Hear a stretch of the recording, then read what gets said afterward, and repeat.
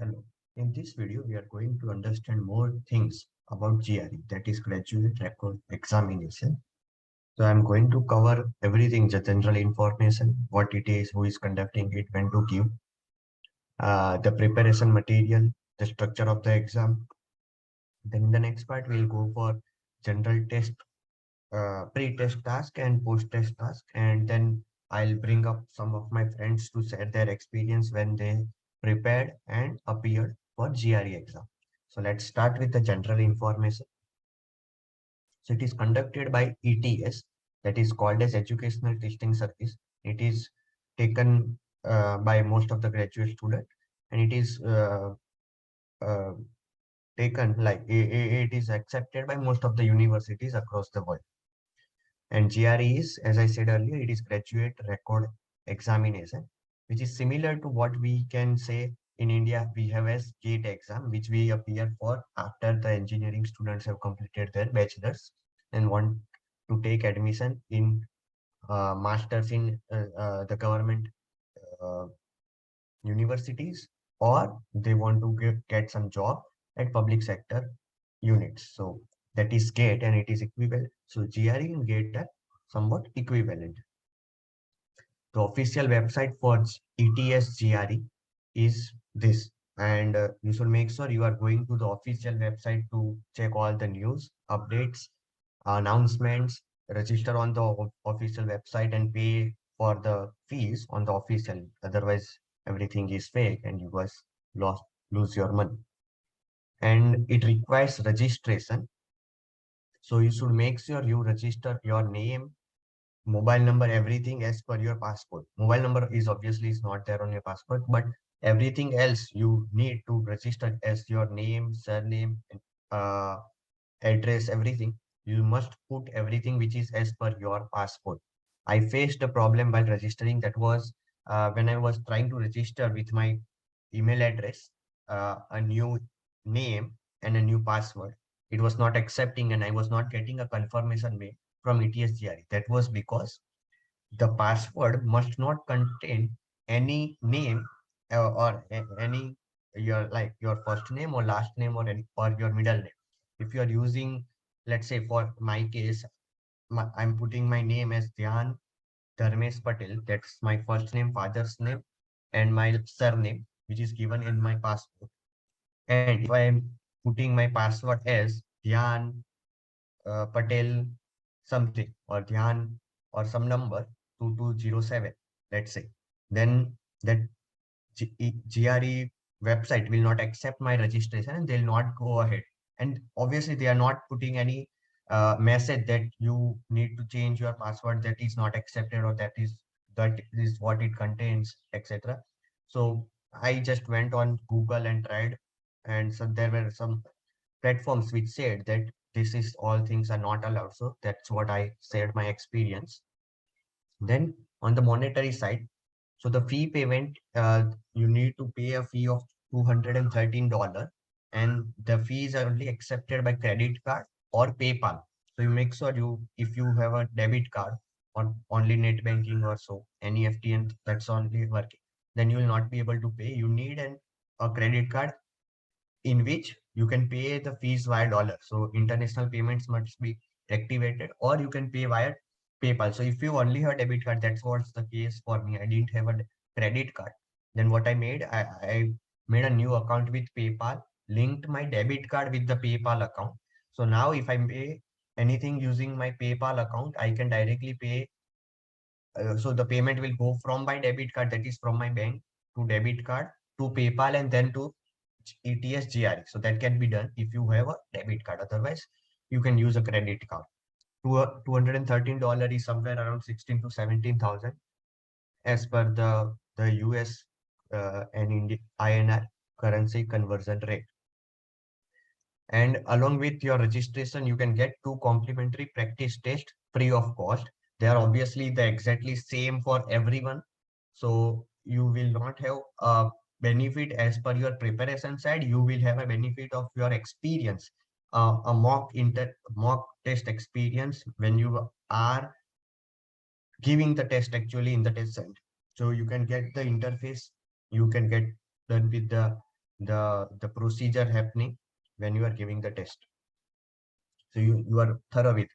Then when you are going to uh, when you get the scores after you are done with the exam, you immediately get the score, partial scores. The scores for essay are not shown, but after you get the scores, you can send your score to 4 universities free of cost.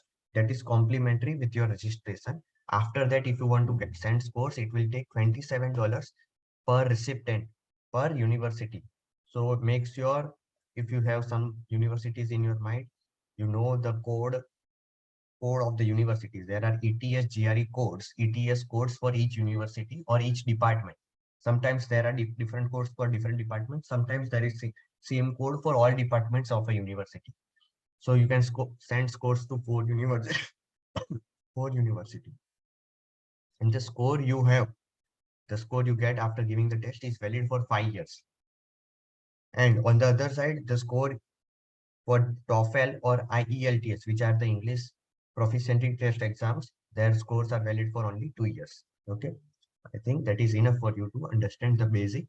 For the timeline, so if you consider T as the exam day, suspected exam day when you want to give the exam, I strongly suggest do not get it as late as September. You should complete before September, but till September is also fine. I gave my GRE exam mid-September, around 14, 15 September, and that is acceptable. You have enough time after September also for your for getting the scores and sending scores and preparing for any other thing. But you should send it. You should be done by September. And if you are late for starting the preparation of GRE, you must start at least 2 months before you want to give your exam. That is the very least you must give.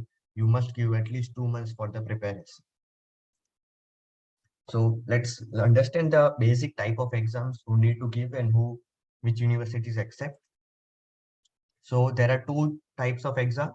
The first is the GRE general test, which is usually asked by most of the universities.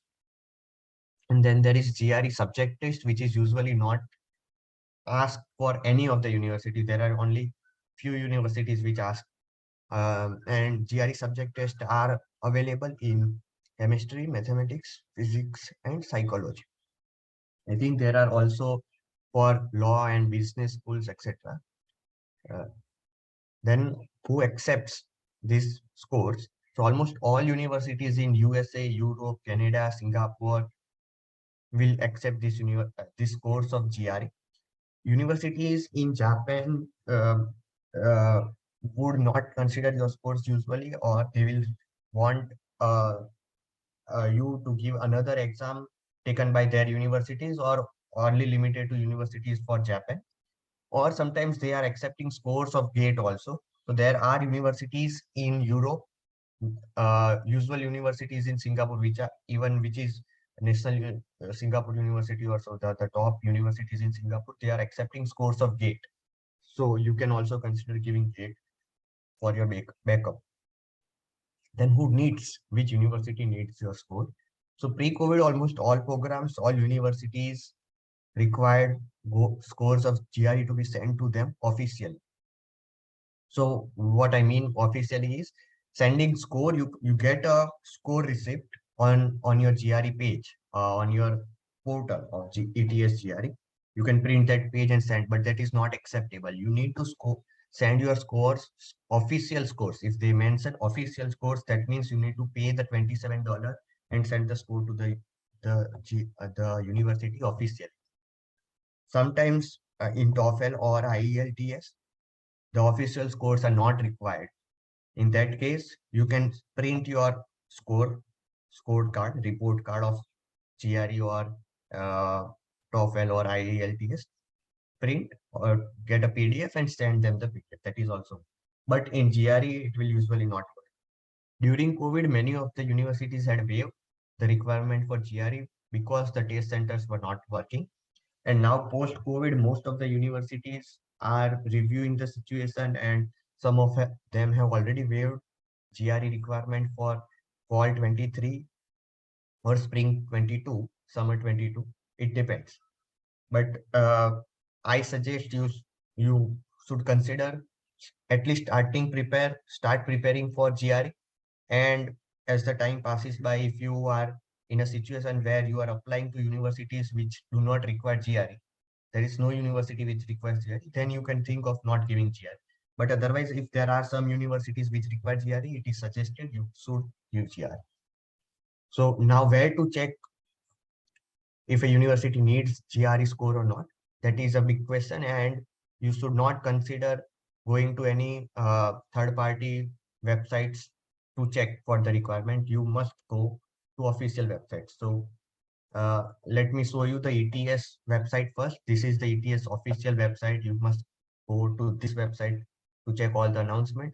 For GRE over here, that is the page, and it has almost all the information which is required for you.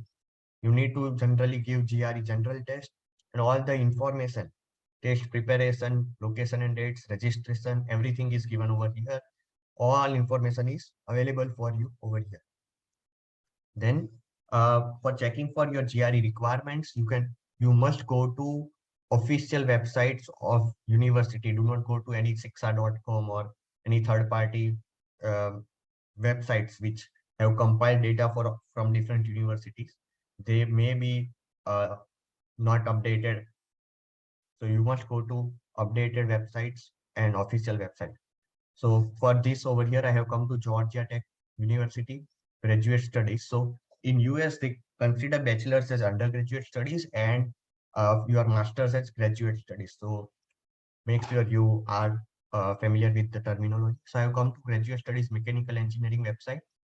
And over here, they have mentioned for the standardized test requirements, GRE requirement, they have temporarily waived for spring 22 and fall 22 applicants.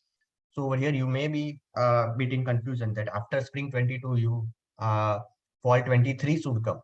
So they may have made a mistake, or they are actually correct. Maybe fall 22 applicants did not require GRE. But you should, if you are in a confusion, so let's go to some other website. So this is University of Michigan Ann Arbor website, graduate admissions. Over here, they have mentioned things regarding mechanical engineering. So it is Mechanical Engineering University of Michigan. Over there, they have under test. So for information regarding admissions, for test, they have mentioned that will not require the GRE for fall 23 master's application. GRE score will not be used during the application review process. So this says will not be used. Somewhere they said earlier that they will not consider. Somewhere they may say uh, they are temporarily waived. Over here, let's come to another website of University of California, Berkeley.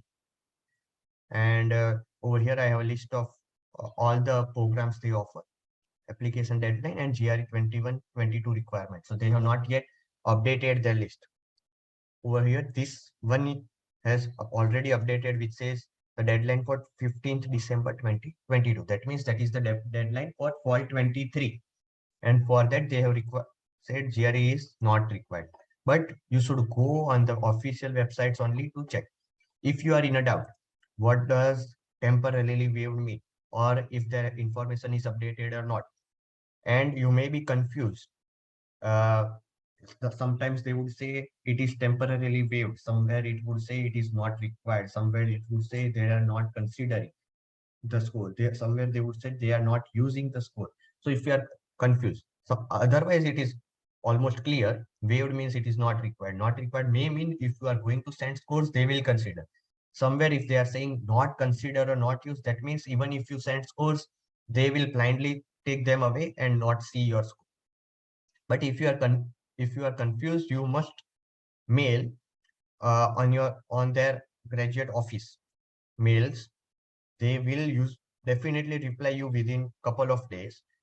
So whatever your query is, you must mail to their graduate offices or mechanical department office or general office, wherever you find the contact information. But that was my suggestion for GRE general information. For next, we'll start with the pre-test task, which is exam structure, preparation, everything. Thank you.